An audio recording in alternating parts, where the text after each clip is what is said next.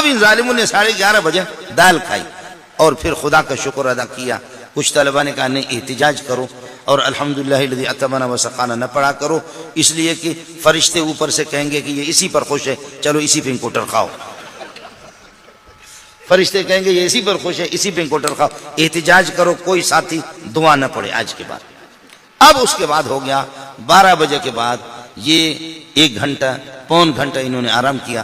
1:15 بجے اور 1 بجے اذان ہو گئی، اور اذان ہو گئی جا کر ان کو جگہ پھر جھومنا شروع. نماز پڑھ کر کے عصر تک، عصر کے بعد تھوڑا سا ریسٹ کرتے ہیں، فٹ بال کھیلتے ہیں، دوڑ لگاتے ہیں. مغرب سے لے کر کے پھر عشاء تک. عشاء کو وہی دال شریف یا خدا پاک کوئی سبزی دے دے، لیکن اگر کوئی گوشت ہو تو ایک بہت بڑا تھال ہے، اس تھال کے اندر الحمدللہ 12 آدمی 13 آدمی اس میں کھانا کھا رہے ہیں. کبھی شرید بھی بناتے، شرید بنانے کے لیے ان کو نہیں چھوڑتے. اور اس میں کبھی گوشت اگر پکا، ایک گوشت ہے، صرف دور دور سے اس کو دیکھ کر کے سارے ساتھی اپنے آنکھوں کو ٹھنڈی کر لیتے ہیں. 12 آدمی ایک گوشت ان کے. اب آپ بتاؤ 2000 آدمی کے لیے ایک گائے پکے تو ان کو کیا آئے گا؟ 3000 آدمی ان کو آخر گوشت کیا؟ فرض کر لو تکڑی قسم کی گائے اور تکڑا قسم کا بیل اگر وہ پکے، آخر ان کو ملے گا کیا؟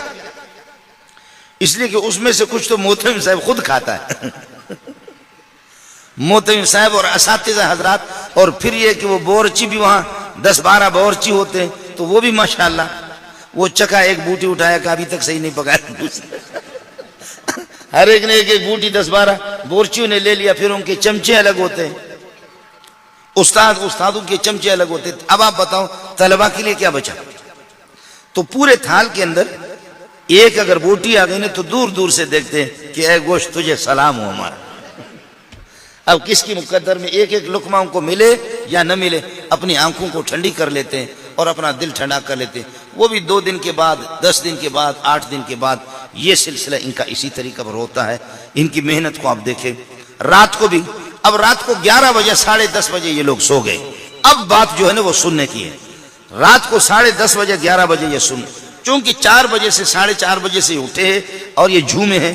ان کے سامنے ٹیلی ویژن نہیں، VCR نہیں، ننگی تصویریں نہیں، اخبارات نہیں، ریڈیو نہیں، کچھ بھی نہیں.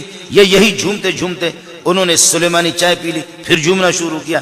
دال شریف 11:30 بجے 12 بجے، پھر آدھا گھنٹہ انہوں نے 1.25 گھنٹہ آرام کیا، پھر نماز پڑھی، پھر جھومنا شروع کیا. عصر سے مغرب تک فٹ بال کھیلتے رہے، مغرب سے عشاء تک پھر قرآن پڑھتے رہے، عشاء کے بعد پھر رات کو 11 بجے تک پھر قرآن پڑھتے رہے. اب یہ چھوٹے، ان میں امیر بھی ہے، ان میں غریب بھی ہے، ان میں مسکین بھی ہے، ان میں یتیم بھی ہے، ان میں لنگڑے بھی ہے، لوڑے بھی ہے، اور واقعتاً مان لیا ان میں یتیم بھی ہے.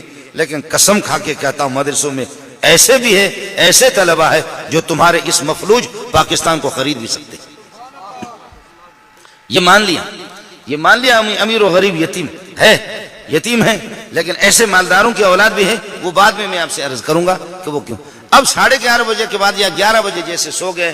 مولانا حبیب الرحمان پتہ نہیں اس کی گواہی دے یا نہ دے، مفتی صاحب کا تجربہ پتہ نہیں ہے یا نہیں ہے، لیکن میں نے بخدا خود اپنے کانوں سے سنا ہے، اپنے آنکھوں سے دیکھا ہے. طالب علم سو گیا، بیکار سا ایک تکیہ ہے اس کے سر کے نیچے، اپنے چپلوں کو کسی پلاسٹک میں اپنے قریب رکھا ہے.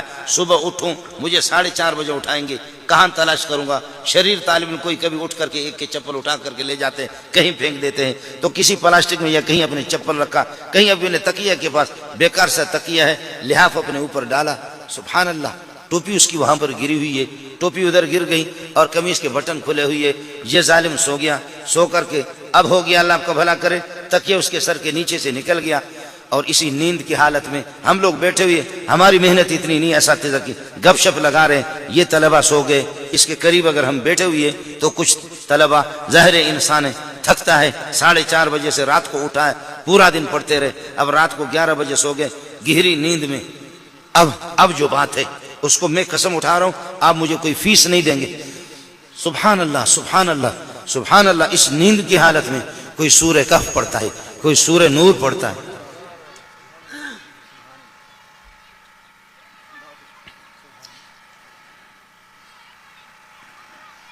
کوئی سورہ کہف پڑھتا ہے، کوئی سورہ نور پڑھتا ہے، کوئی سورۃ الشعراء پڑھتا ہے، کوئی سورۃ الملک پڑھتا ہے، کوئی آدھا پارہ پڑھتا ہے، کوئی پاو پڑھتا ہے.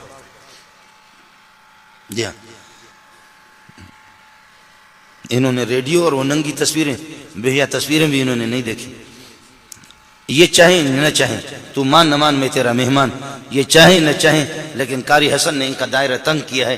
یہ ریڈیو ٹیلی ویژن دیکھ بھی نہیں سکتے, سن بھی نہیں سکتے. یہ رب کا انتخاب ہے, رب کا انتخاب ہے.